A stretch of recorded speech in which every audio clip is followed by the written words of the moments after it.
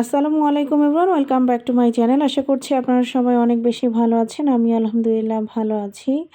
এখন আমি আজ যাচ্ছিলাম একটু ইস্ট ওয়েস্ট ইউনিভার্সিটির ওখানে আসলে আমার একটা কাজ ছিল, যদিও সেই কাজটা পরে আর হয়নি, তো সেজন্য আর আজকে বলছি না। তো আমার আসলে শরীর খুব একটা ভালো ছিল না, তারপরেও জরুরি ওই কাজটার জন্য একটু বাহিরে বের হয়েছিলাম। আর এদিকে জারিফ তো বাহিরে বের হওয়ার জন্য খুবই অস্থির হয়েছিল। তো যাই হোক, ইউনিভার্সিটির সামনে এসে এই ব্যাংকটা আমার অনেক ভালো লেগেছিল, তাই ভাবলাম যে এই ব্যাংকটা নিয়ে নেই।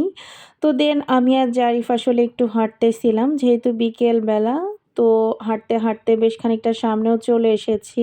আর এদিকে পাশে একটা মিনা বাজার ছিল, তো সেখান থেকে জারিফ আবার একটা কিটক্যাট নিয়েছিল। কিটক্যাট তার অনেক পছন্দের চকলেট, আর বাইরে আসলেই তাকে কিটক্যাট কিনে দিতে হবে, না হলে সে অনেক কান্নাকাটি শুরু করে দেয়।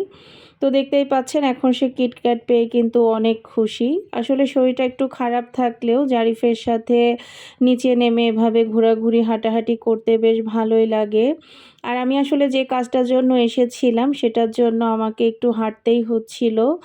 আজকে হাঁটার ইচ্ছা না থাকলেও আসলে আর কোনো উপায় ছিল না। তো যাই হোক, এখন হাঁটতে হাঁটতে সি ব্লকের যে বেস্ট বাইটা আছে ওখানে চলে এসেছি। তো বাসার জন্য টয়লেট টিস্যু দরকার ছিল, তো এখান থেকে টয়লেট টিস্যুটাও নিয়ে নিয়েছিলাম। দেন বেস্ট বাই থেকে বের হয়ে আবারও সামনে একটু হেঁটে এসে তারপরে একটা রিক্সা নিয়ে নিয়েছিলাম। আর হাঁটতে পারতেছিলাম না, কারণ হাঁটতে হাঁটতে আসলে প্রচুর পরিমাণে গরম লাগতেছিল। আর আজকের ওয়েদারটাও একটু গরম গরমই ছিল, তো সেজন্য আরও মনে হয় বেশি গরম লাগতেছিল। আর এদিকে আমার ছেলেটা আসলে বেশ কয়েকদিন ধরেই পিৎজা খেতে চাচ্ছিল। ইদানিং কেন জানি না আমার কাছে পিৎজা অতটা ভালো লাগে না আগের মতো। তো আমাদের বাজারের গলিতে একটা পিৎজার দোকান আছে, তো সেখানে আমরা চলে এসেছি। এখানে লাইভ পিৎজা তৈরি করে দেয় ওনারা। তো যাই হোক, এখানে এসে বসে আছি, আর আস্তে আস্তে অলমোস্ট আমাদের সন্ধ্যা লেগে যায়।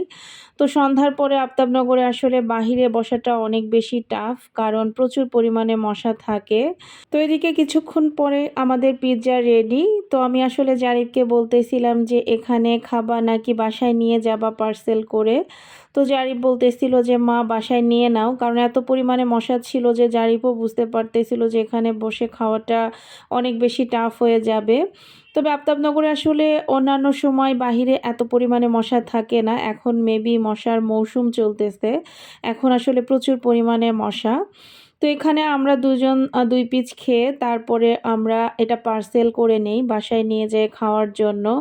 যদিও আসলে পিৎজা ঠান্ডা হয়ে গেলে ভালো লাগে না, তবে কিছুই করার ছিল না, যেমন মশা লাগতেছিল সাথে হালকা গরমও লাগতেছিল। তো যাই হোক, এখন আমরা বাসায় চলে এসেছি। পিৎজাটা তো পার্সেল নিয়ে নিয়েছিলাম, আর এখানে বাসার জন্য হালকা পাতলা সবজি, তারপরে পেঁয়াজ, এগুলোও কিনে নিয়েছিলাম। আর এদিকে বাজার করে 50 টাকায় বেঁচেছিল, তো সেটা আমি ব্যাংকে ঢুকিয়ে দিচ্ছিলাম। তো যাই হোক, আজকের ভিডিওটা কেমন লাগলো অবশ্যই জানাবেন। সবাই ভালো থাকবেন, সুস্থ থাকবেন, আমাদের জন্য দোয়া করবেন। আল্লাহ হাফেজ।